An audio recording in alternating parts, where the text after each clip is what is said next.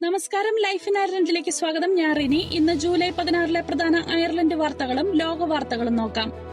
കില്ലാർനി national park തീപിടുത്തം disposable barbecue കാരണം. കെറിയിലെ കില്ലാർനി national പാർക്കിലുണ്ടായ തീപിടുത്തം ആളുകളുടെ അശ്രദ്ധ മൂലമാണെന്നും ഡിസ്പോസിബിൾ ബാർബിക്യൂ കാരണമാകാമെന്നും അധികൃതർ അറിയിച്ചു. 25 ഹെക്ടറിലധികം പ്രദേശത്ത് ബാധിച്ച തീ അടിയന്തര സേവനങ്ങളുടെ ഇടപെടലിൽ നിയന്ത്രണ വിധേയമാക്കി. ചൂട് കൂടുന്ന സാഹചര്യത്തിൽ പാർക്കുകളിൽ തീ ഉപയോഗിക്കരുതെന്ന് മുന്നറിയിപ്പ് നൽകി. Status orange wild life warning നിലവിലുള്ളതിനാൽ ഒറ്റത്തവണ ഉപയോഗിക്കുന്ന ഡിസ്പോസിബിൾ ബാർബിക്യൂകൾ വിൽക്കുന്നത് താൽക്കാലികമായി നിർത്തണമെന്ന് റീറ്റെയിലർമാരോട് ആവശ്യപ്പെട്ടു. EU പ്രസിഡൻസി പരിപാടികളുടെ ഭാഗമായി ഡബ്ലിനിൽ കർശന സുരക്ഷാ ക്രമീകരണങ്ങൾ ഏർപ്പെടുത്തി. Dublin castle boards bridge, Dublin port എന്നിവിടങ്ങളിൽ നടക്കുന്ന യോഗങ്ങൾ കാരണം ചില റോഡുകളിൽ താൽക്കാലിക അടച്ചിടലുകളും പാർക്കിംഗ് നിയന്ത്രണങ്ങളും ഉണ്ടാകും. കാസിൽ സ്ട്രീറ്റ്, ഷിപ്പ് സ്ട്രീറ്റ് എന്നിവ ഡിസംബർ 31 വരെ അടച്ചിടും. DPD ഡബ്ലിനിൽ 200 പുതിയ തൊഴിലവസരങ്ങൾ സൃഷ്ടിക്കും. 10 മില്യൺ യൂറോ നിക്ഷേപത്തിന്റെ ഭാഗമായി പുതിയ സോർട്ടിംഗ് കേന്ദ്രം വികസിപ്പിച്ച് 200 പുതിയ ജോലികൾ സൃഷ്ടിക്കുമെന്ന് DPD അയർലൻഡ് അറിയിച്ചു. എയർലിങ്കസിൽ 500 പേരുടെ തൊഴിലുകൾ നഷ്ടപ്പെടും. ചെലവ് കുറയ്ക്കുന്നതിനായി എയർലിങ്കസ് വിമാന സർവീസുകൾ 6% കുറയ്ക്കുന്നു. ഇതിന്റെ ഭാഗമായി 500 പേരുടെ ജോലികൾ, അതായത് 290 ഓഫീസ്, 140 ക്യാബിൻ ക്രൂ, 70 പൈലറ്റുമാർ എന്നിവരുടെ ജോലികൾ പ്രശ്നത്തിലായി. ചില അമേരിക്കൻ, യൂറോപ്യൻ റൂട്ടുകൾ നിർത്തലാക്കുകയോ സീസണലാക്കുകയോ ചെയ്യും. ഐക്യ അയർലൻഡിന് യൂറോ കറൻസി ഗുണകരമാകുമെന്ന് ഉപപ്രധാനമന്ത്രി സൈമൺ ഹാരിസ്. ഭാവിയിൽ നോർത്തേൺ അയർലൻഡുമായി ഒന്നിച്ചാൽ ഒരൊറ്റ കറൻസി, ഏകീകൃത വിപണി, വിദ്യാഭ്യാസം, ആരോഗ്യരംഗം, നികുതി സംവിധാനം എന്നിവ രാജ്യത്തിന്റെ സാമ്പത്തിക വളർച്ചയ്ക്ക് സഹായകരമാകുമെന്ന് സൈമൺ ഹാരിസ് പറഞ്ഞു.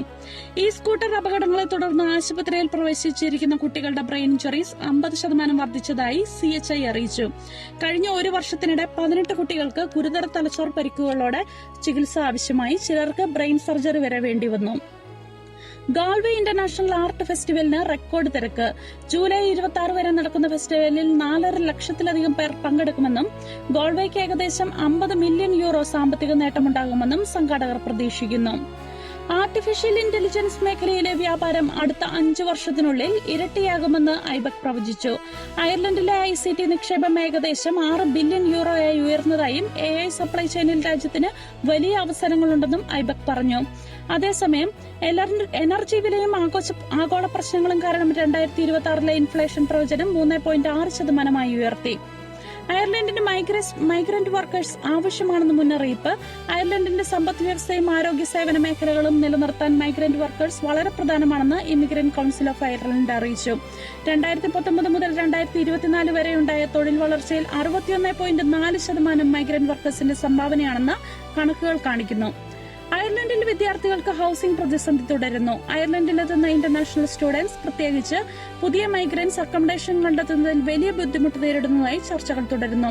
ഉയർന്ന rent, part time job competition എന്നിവ പ്രധാന പ്രശ്നങ്ങളായി തുടരുന്നു. അന്താരാഷ്ട്ര വാർത്തകൾ.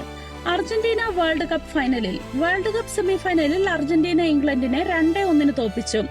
ആന്റണി ഗോർഡന്റെ ഗോളിൽ ഇംഗ്ലണ്ട് മുന്നിലെത്തിയെങ്കിലും എൻസോ ഫെർണാണ്ടസും ലൗതാരോ മാർട്ടിനസും നേടിയ ഗോളുകളിലൂടെ അർജന്റീന തിരിച്ചുവന്നു.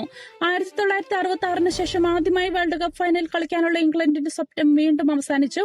അർജന്റീന സ്പെയിനെതിരെ ഈ ഞായറാഴ്ച ഫൈനലിലിറങ്ങും.